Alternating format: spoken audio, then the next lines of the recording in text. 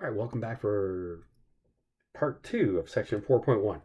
We're calculating probabilities. Specifically, we're calculating those relative frequency approximations of a probability, or more correctly, statistical or empirical probabilities. So here's our information. In a study of U.S. high school drivers, it was found that 3,785 texted while driving during the previous 30 days, and 4,720 did not text while driving during the same time period. From the data on blah, blah, blah, blah, blah, blah, blah. Based on the results, if a high school driver is randomly selected, find the probability that he or she texted while driving during the previous 30 days.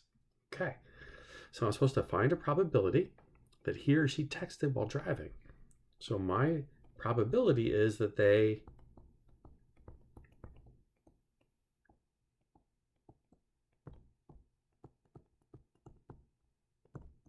Now, getting the data is a little bit harder than the last problem because the last problem gave us that lovely table we could work with, but this one just gives us a pile of text.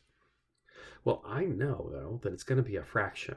And I know the numerator is going to be the number who texted, and our denominator is going to be the number surveyed. Well, when I look at the problem, I see that the problem tells me that 3,785 texted, so I know my numerator. It doesn't directly give me my denominator, but it gives me information to find it. The total number of students is going to be equal to the number who texted plus the number who didn't text. So I'm going to go ahead and grab my calculator.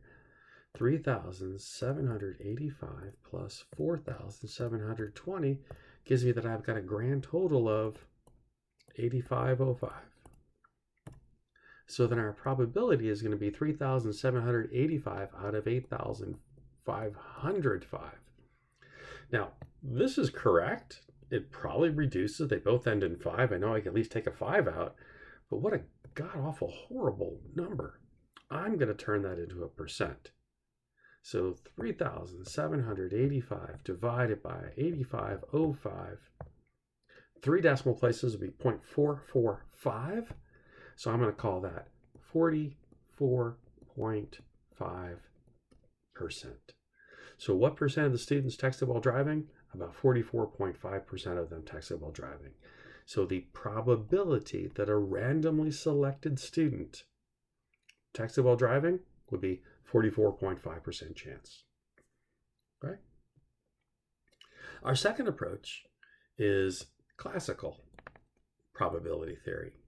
Classical probability theory assumes that you have a procedure or an experiment that has n different outcomes in the sample space, and event A has s different outcomes in the sample space, and we say then that the probability of event A will be the number of ways that A can occur divided by the number of elements in the sample space. Okay. Now remember, the thing about this one, about classical probability theory, or theoretical probability, is that we assume two things. One, we assume that the way that the sample space was written, that all of the outcomes are equally likely, and we assume that we live in a perfect world.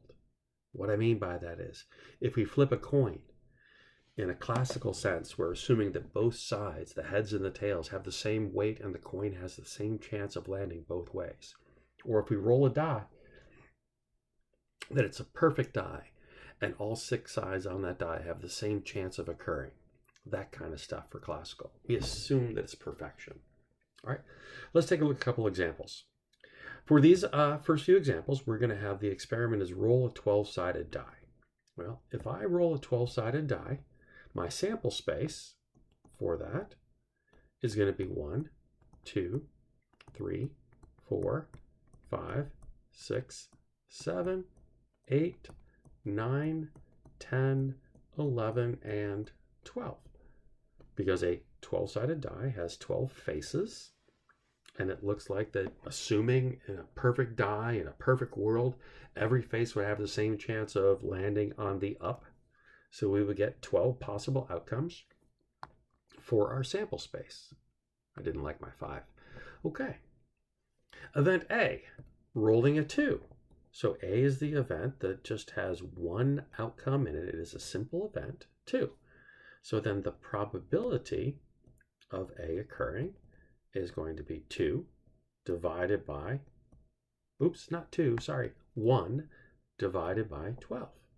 Because there is one outcome in the event. There are 12 outcomes in the sample space.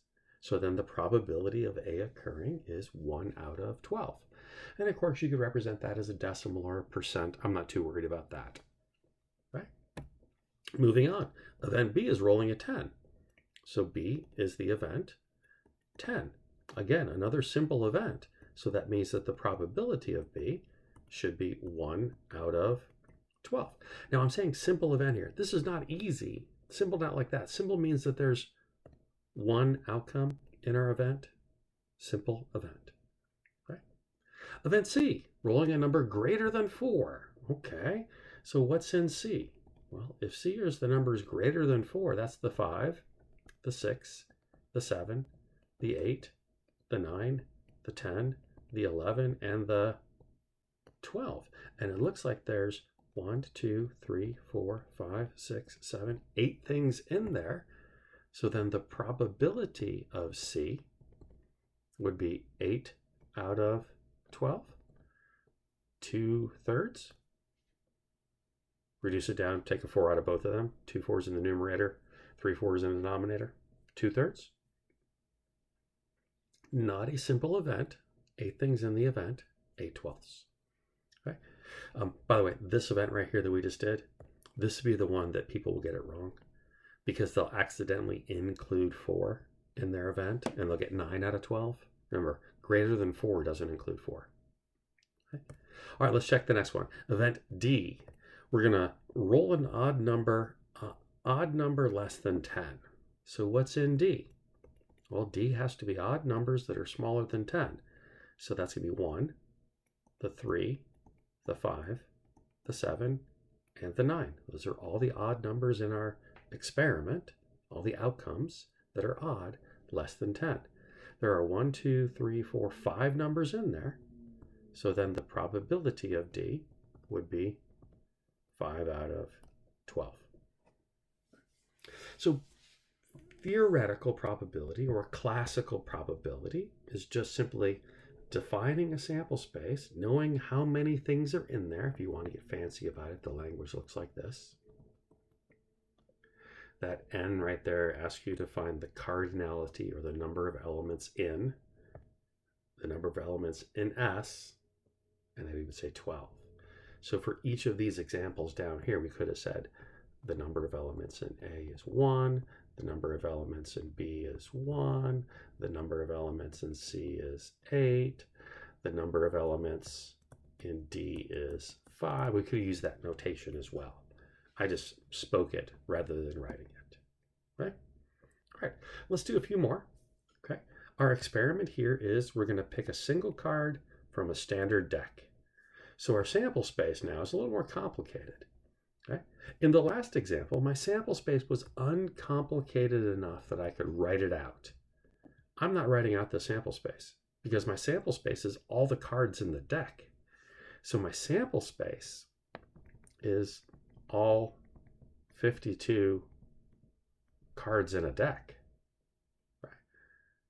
I'm not writing that out, but I can tell you the number of elements there is 52. So I know that all my probabilities will start out by being something over 52. Let's look at the first one. Here they want to redefine event A as a red card. So A is red cards. How many elements are in A? Well, how many red cards are in the deck? Well, all the hearts are red and all the diamonds are red. That's half the deck. Half the deck would be 26. So there's 26 of those. So then the probability of A would be 26 out of 52, or 1/2. That wasn't too bad. All right. Event B, a jack is selected. So B is Jacks? How many jacks are in the deck? Well, there's the jack of hearts, the jack of diamonds, the jack of clubs, 4, and the jack of spades. So then the probability that B occurs is going to be 4 out of 52, which does reduce down to 1 out of 13, or you could turn it into a decimal if that would make you happier. All right. Last one. What is the probability we picked a black face card? Well, first off, what's a face card? Well, face cards are the jacks, the queens, and the kings, and we only want the black ones. Okay. So if event C is a black face card, how many black face cards are in the deck? Well, there's 2 black jacks. That's the jack of clubs and the jack of spades. There's 2 black queens, the queen of clubs, queen of spades. There's 2 black kings, the king of clubs, the king of spades. So I think that's 6 I counted. So then the probability of C occurring would be 6 out of 52, which, what is that going to be? 3 out of 26. I don't think it reduces more than that, but you of course could make a decimal if you wanted. Right? So all of these that we've done so far here in this section have been theoretical. I didn't actually get a deck of cards and check to see. I just said, here's what should happen. I didn't actually roll a die and see. I said, this is what should have happened. Up here, we actually did the thing. We actually gathered the data and calculated probabilities. And that's the major difference between these two. The third way isn't really even a way. It's what we refer to as subjective probabilities. It's where someone just throws something out because they think they know what they're talking about. Right? It is a weak approach and should never be accepted as fact or used in any mathematical calculations. Like if someone told you, well, I think the probability of that is 1/3. Like, where's your math to back that up? And if you don't have math to back it up, you just go away. We're not going to use your facts. Facts, I'm even saying facts, but I'm putting it in quotes as I'm saying it. And I definitely won't use that in mathematical calculations. Okay? People do this all the time when they say things like 99% of the time this is true, or 95% of the time this is true. It's like, okay, well, show me your math. I'll believe you if you show me your math. Okay? All right. In stats, we sometimes do simulations. And what a simulation is a simulation is when we can't do the actual thing, but we maybe write a computer program that could model the scenario, or we use a analogous scenario to model it so that the results can be produced so we can calculate probabilities without having to actually do it. If you wanted to find the probability that a forest will burn down, or that X many acres of a forest will burn during a wildfire, well, that's not a theoretical calculation, and I'm not going to burn it down so I can do a empirical calculation. I might simulate it, simulate wind patterns and simulate fire transference from tree to tree to gather data that we can then calculate probabilities. So simulations are something that we use. They are becoming more and more and more common now that computers are becoming more and more and more powerful, that we can actually set up scenarios quite literally in moments, run a simulation, gather some data, and then use that to make some predictions. Okay?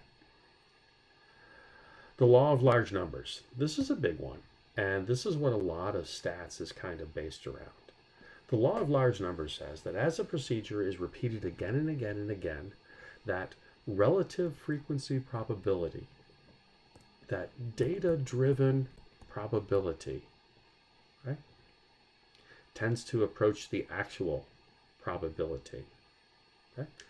There was a gentleman named Carrick who was put in a prison camp during World War II. I believe it was in like Norway or Sweden or something like that. And he was bored, so he had time. So he flipped a coin, and he kept records of how often the coin landed on heads, and tails for that matter, but he kept records. And he flipped this coin thousands of times. And this graph that we have right here, this graph right up here, This graph is the outcome of his data. And you can see that the horizontal axis, I just want to point something out, is not consistent. Right? This is a gap of 90. This is a gap of 900. This is a gap of 9,000. So this horizontal axis is not consistent, but that's not this graph's purpose. This graph's purpose is to show that over here on the shallow end, when the experiment has been run only a few times, the probability, the proportion of heads that this coin is landing on isn't really close to that 50% that we'd like to see. And that's because randomness is still in play.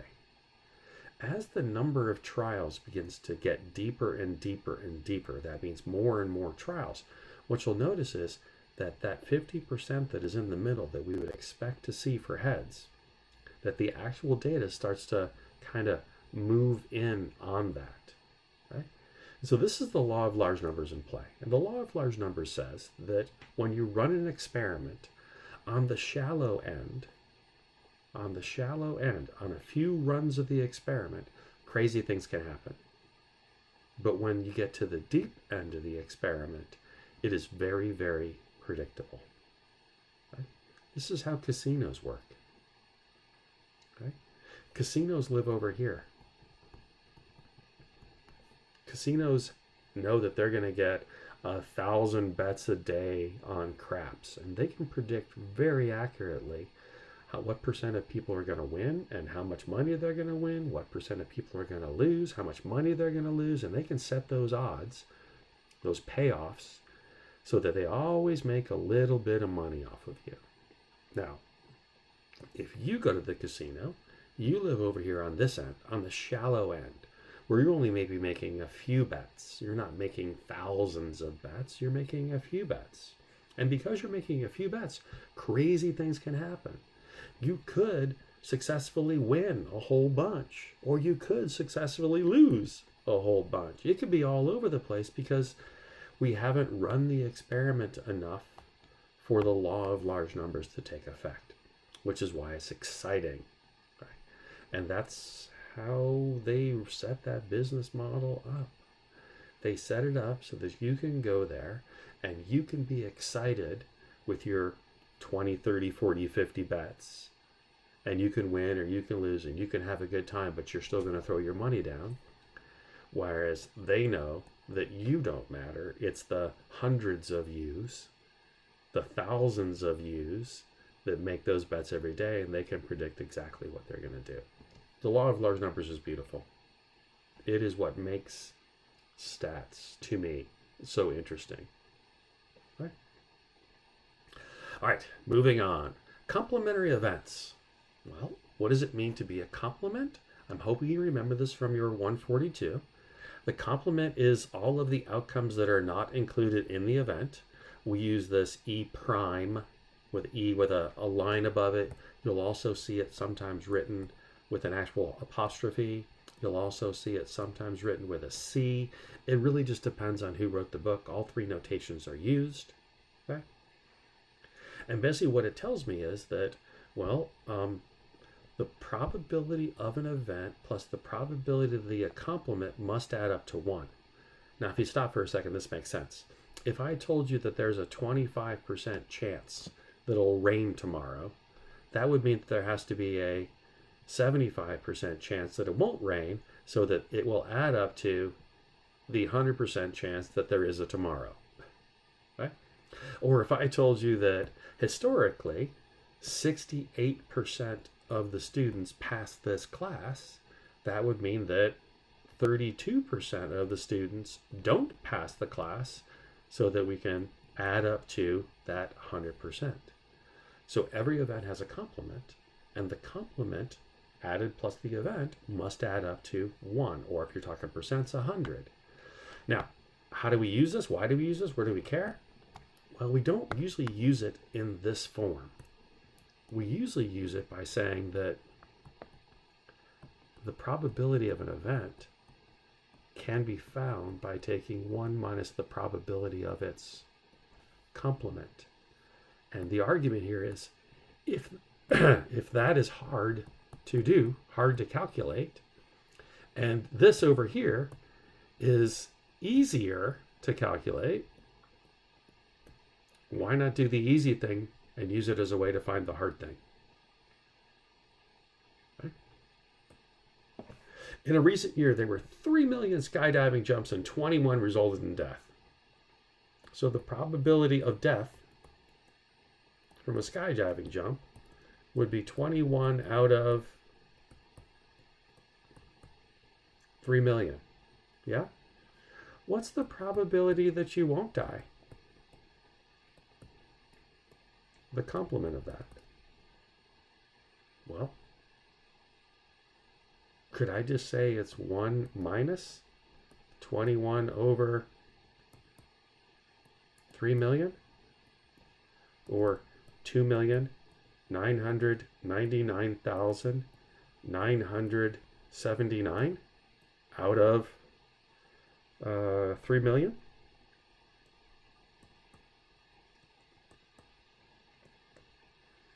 Because the probability of an event is equal to 1 minus the probability of its complement.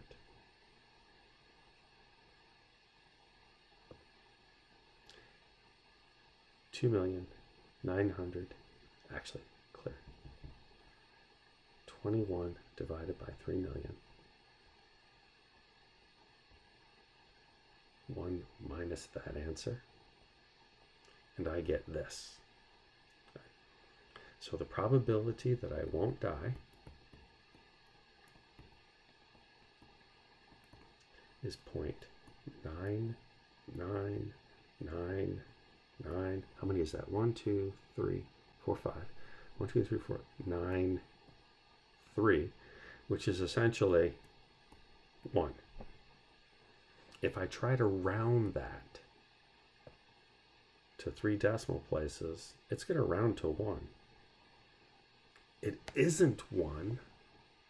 It's just a tiny bit off, but it's really, really close. All right. Suppose that this age distribution for a small town exists. Right? So some town out there has this distribution right here for its age. Right? 173 people between 0 and 14, 123 people from 15 to 29, and so on and so forth.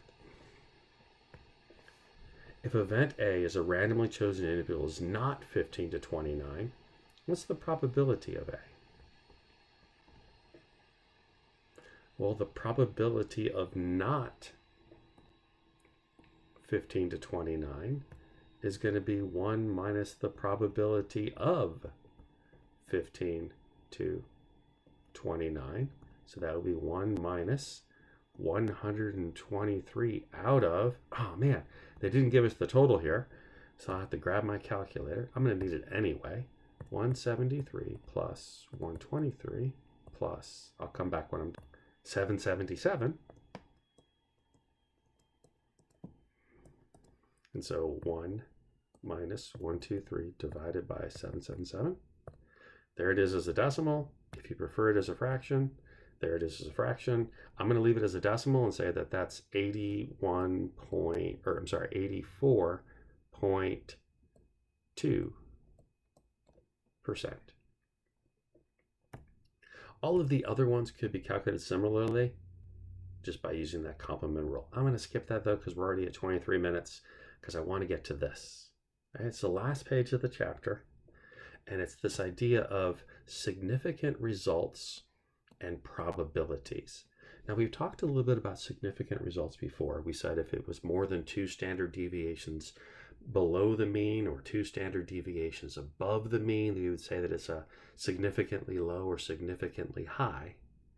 Well, if I want to quantify that with a probability, I will say that the rare event rule is that you are significantly high if the probability of that range of values is less than 5%, or you are significantly low if that range of values is lower than 5% also. What does that mean? Well, what we're saying here is that when you calculate the probability for a range of values on the high end for your experiment, if that probability comes back as less than 5%, then that's significantly high. Right? If you calculate a probability and it comes back for 5% on the low end, then that's significantly low. Now, this is a caveat for this textbook. That 5% is not a rigid number. It really depends on who the author is. Some people call it 5%, some people call it 1%, some people call it 10%. Some people call it 2.5%. It really just depends, and there's a couple different reasons. And it all goes back to that normal distribution. Some people will argue that that's normal, that's low, that's high. So if you're 10% on the low end, you're low. You're 10% on the high end, you're high. Some people will argue that's normal, which means that that's 5% for the low and 5% for the high. And that's significantly low. This is the significantly low. This would be the significantly high. This tends to be the author of this textbook standard, right? Some people will argue this. That's normal. Then this tail over here is 2.5%, and this tail over here is 2.5%, and you have to be in that 2.5% over here to be low, or that 2.5% over here on the right to be high. Right? Now, none of these are correct. These are all just different interpretations. This one you don't see too much because 10% is a pretty big chunk, but you'll see these, both of these, and people will make strong arguments for both of them. Right? So I'm not here to say which one's right. I'm saying that for the purposes of this course, the author of the textbook, the homework questions, the exam questions are written around that model, that 5% is low and 5% is high. Right? So the rare event rule for inferential statistics when calculating probabilities goes with this 5% number. Right? This brings us to the end of chapter 4. So I hope you had a great day. Good luck on the chapter 3-4 exam, and I'll see you back here for chapter 5.